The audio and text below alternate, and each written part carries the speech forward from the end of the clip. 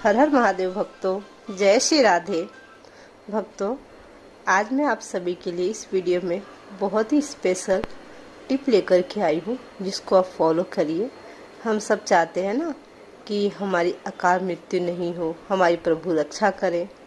तो ऐसा एक दिन होता है जिस दिन हम एक छोटा सा प्रयोग करके अपनी अकाल मृत्यु को टाल सकते हैं। देखिए, होना वही है जो प्रभु की इच्छा है, पर हमारा काम बनता है हम प्रयत्न करते रहें। हमारा ये धर्म है, हम प्रयत्न करते रहें। तो आज मैं आपके साथ जो स्टोरी शेयर करने जा रही हूँ, जो टिप शेयर करने जा रही हूँ, बहुत काम की है। आप लोग ध्यान से नोट करें। और मेरी आप सबसे रिक्वेस्ट है, वीडियो अच्छी लगती है तो इसे प्लीज़ आगे और भी डिवोटीज़ के साथ शेयर करें। कहाँ शेयर करेंगे? अपने व्हाट्सएप ग्रुप में कॉपी करिए लिंक और पेस्ट कर दीजिए। बहुत छोटा सा काम है ना, 1 मिनट का, 1 मिनट से भी कम का समय लगेगा आपका। आप ज़रूर करें, मुझे विश्वास है आप करेंगे ही। चलिए अब स्टार्ट करते हैं अपना वीडियो। फ्रेंड्स, हर वर्ष ना भाद्रपद मास के शुक्ल पक्ष की चतुर्दशी को हम अनंत चतुर्दशी के नाम से जानते हैं। जी हाँ, उस दिन महाराष्ट्र में और जहाँ जहाँ भी गणपति बप्पा आते हैं ना, 10 दिनों के लिए उनका विसर्जन होता है। और उस दिन ना हम अनंत भगवान की विशेष पूजा करते हैं। अब आप में से ना कुछ डिवोटीज़ को में भी आइडिया नहीं होगी अनंत भगवान जी कौन है। अरे और कोई नहीं, अपने प्रभु श्री हरि हैं। जी हाँ, ये हम इन्हें ही अनंत भगवान कहते हैं। जो पद्मनाथ भगवान है ना, जो शेष सैया पे विराजमान रहते हैं, उन्हें ही हम अनंत भगवान के नाम से भी जानते हैं। तो हमें क्या करना है, क्या प्रयोग है उस दिन? देखिए, उसके पीछे 2 कथाएं हैं जो मैं आपको थोड़ी देर बाद सुनाऊंगी। पहले मैं आपको प्रयोग बता देती हूँ। हम अनंत चतुर्दशी के दिन ना भगवान श्री हरि की, अनंत भगवान की पूजा करते हैं और उनके सामने एक धागा रखते हैं। कौन सा धागा? मौली, जिसे हम अपने हाथों में बांधते हैं, रक्षा सूत्र कहते हैं वो। पर ऐसे ही नहीं रखते हैं, उसके लिए हमें उसमें कुछ प्रयोग करना पड़ता है। वो चीज़ें मैं 1 बाय 1 आपके साथ सब कुछ बताऊंगी। पर उसके पहले थोड़े आपके डाउट्स भी तो क्लियर कर दूं। आपके मन में डाउट आएगा कि आखिर क्यों हम अनंत भगवान की पूजा करें, क्यों हम उस दिन मौली भगवान के सामने रखें, क्यों उस मौली को हम अपने हाथों में टाई करें। उसके पीछे रीज़न क्या है? रीज़न पता होती है तो श्रद्धा भक्ति बढ़ती है, काम करने में मन लगता है। सही बात है ना? वैसे पूजा पाठ में मन लगता है। तो उसके पीछे एक बहुत सुंदर कथा है जो कि पांडु पुत्रों से जुड़ी हुई है।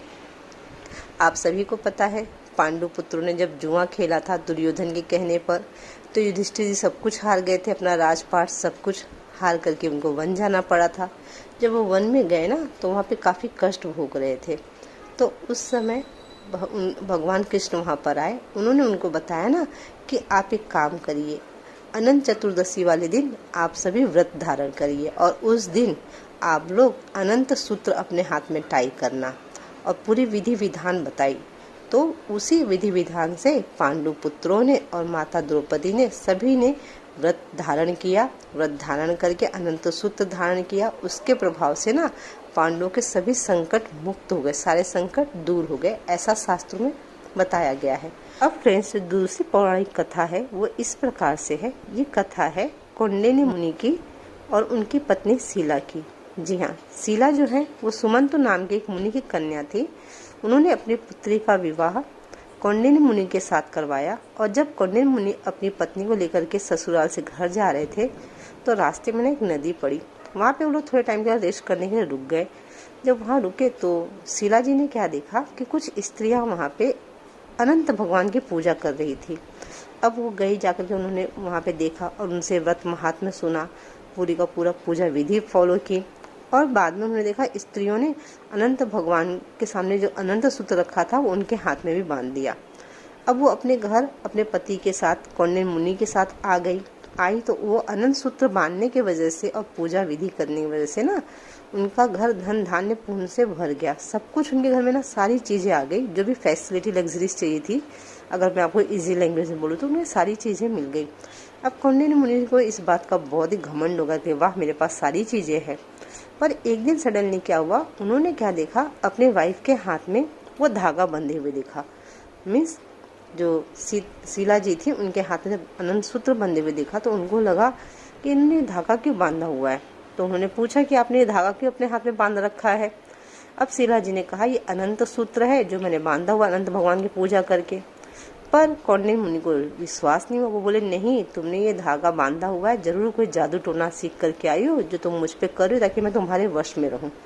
तुमने इसलिए बांधा हुआ है। और ऐसा बोल करके उनके हाथों से वो अनंत सूत्र को खींच के तोड़ दिया और तोड़ करके उसको आग में डाल दिया। अब जैसे ही आग में डाल दिया ना, उसका दुष्परिणाम ये हुआ कि भगवान नाराज हो गए उनसे, कौंडिन्य मुनि से। और उनके जितने भी सुख, जितना भी समृद्धि था, जो सब भी था उनके पास ना, सब कुछ समाप्त हो गया। अब उनकी हालत ना एकदम दीन लोग की तरह हालत हो गई, बहुत गरीब हो गए वो। कौंडिन्य मुनि को ऐसा लगा कि शायद भगवान उनसे नाराज हैं, तो वो भगवान की खोज में निकल पड़े। अब भगवान कहीं मिलते ही नहीं। फिर अंत में ना उन्होंने सोचा, अब मैं सुसाइड कर लूंगा, मुझे भगवान जी मिल नहीं रहे, मैं भगवान से क्षमा कैसे मांगू। जब ऐसा उनके मन में थॉट आया, वो ऐसे सोच ही रहे थे, तब तक वहाँ पे एक एज्ड पर्सन उनके पास में आए। आकर के उन्होंने बोला, आपको क्या तकलीफ है। उन्होंने बताया, मुझे अनंत भगवान को देखना है। तो वो बोले, चलो मैं आपको अनंत भगवान से मिलवाता हूँ। बोल करके उनको एक गुफा के अंदर लेके गए। वहाँ पे प्रभु थे अपने। प्रभु जी ने अपना अनंत रूप उनको दिखाया और उनसे बताया कि आपने जो अपनी वाइफ पे डाउट किया और आपने जो अनंत सूत्र तोड़ के फेंक दिया, आग में जला दिया, उसकी वजह से आपको आज ये परिस्थितियाँ फेस करनी पड़ रही हैं। आपकी फाइनेंशियल प्रॉब्लम, की सारी चीज़ें, लग्जरी सब इसलिए चला गया आपसे। मैं तो उन्होंने प्रभु से क्षमा याचना की। तो भगवान ने बोला कि आपको 14 साल तक कंटिन्यू हर साल अनंत चतुर्दशी के दिन अनंत भगवान की पूजा करनी होगी और साथ में अनंत सूत्र की पूजा करके विधि विधान से व्रत धारण करना होगा, तब कहीं जाके आपको आपके अपराध की क्षमा मिलेगी। फ्रेंड्स, ये स्टोरी थी छोटी सी अनंत सूत्र की, अनंत चतुर्दशी के दिन की। तो अब मैं आपको बताती हूँ कि अनंत सूत्र अगर आपको टाई करना है ना फ्रेंड्स, तो क्या करना चाहिए। अनंत चतुर्दशी वाले दिन आपको सबसे पहले सुबह जल्द से जल्द जाग जाना चाहिए। जी हाँ, सुबह सूर्योदय के समय जाग करके आपको स्नान करना चाहिए और व्रत धारण करना चाहिए। और व्रत धारण करने के लिए जो भी मैंने आपको पहले बताया, संकल्प विधि होती है ना, संकल्प लेकर के व्रत रखना चाहिए कि भगवान आज मैं व्रत रखूँगा या व्रत रखूँगी, इस प्रकार से। और उसके बाद में फिर आपको एक सुंदर सी चौकी पे, आप अपने घर में कर रहे हैं तो सुंदर की चौकी पे, जिसे हम पाठ कहते हैं, उस पर सुंदर कपड़ा बिछा लें, एक कलश रखें और कलश के ऊपर आपको शेषनाग जी के ऊपर लेटे हुए विष्णु भगवान की ऐसी मूर्ति होनी चाहिए या फोटो होनी चाहिए, वो रखनी चाहिए। वो रख करके उनकी आप पूजा करें विधि विधान से। और साथ में आपको जो मोली होती है, जिसे हम अनंत सूत्र कहते हैं, रक्षा सूत्र कहते हैं, वो लेना है। उसमें 14 गांठें लगानी है। 14 गांठ लगा करके वो भी आप प्रभु के सामने रखेंगे, फोटो के पास या मूर्ति के पास रख करके फिर आप उनकी भी पूजा करेंगे। और जब आपकी पूजा कंप्लीट हो जाती है, तब उस धागे को आप, मेरे भाई, अपने राइट हैंड में बांध देंगे। आप मेरी बहनें अगर मैरिड हैं तो लेफ्ट हैंड में, सिंगल हैं आप तो अपने राइट हैंड में टाई कर लेंगे। अब यहाँ पे एक कंडीशन होती है कि इस अनंत सूत्र को ना आप 1 साल तक वैसे ही अपने कलाई पे बंधा रहने देंगे। आप इसको निकाल के फेंकेंगे नहीं। तो आप बहुत सोच समझ करके इसे बांधें, क्योंकि अगर आप निकाल देते हैं तो जैसे मैंने अभी आपको स्टोरी शेयर की कौंडिन्य मुनि की, उनको कैसे प्रॉब्लम फेस करनी पड़ी, तो ऐसी प्रॉब्लम फेस करनी पड़ती है।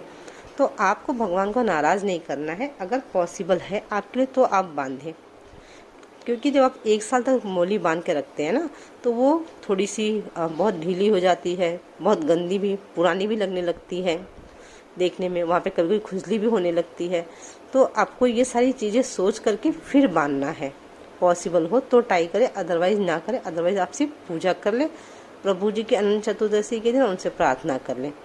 फ्रेंड्स, मैं आपको मंत्र भी शेयर कर दे रही हूँ, आप देख करके इस मंत्र को साथ में रीड करें अनंत सूत्र टाई करते हुए। और मेरी प्रभु से प्रार्थना है वो अपनी कृपा करे, दया करे हम सब पर, हम पर, हमारे परिवार पर, हम सभी पर हमेशा दया बनाए रखें। बस यही प्रार्थना है। चलिए नेक्स्ट वीडियो में फिर मिलेंगे। तब तक के लिए जय श्री राधे, हर हर महादेव।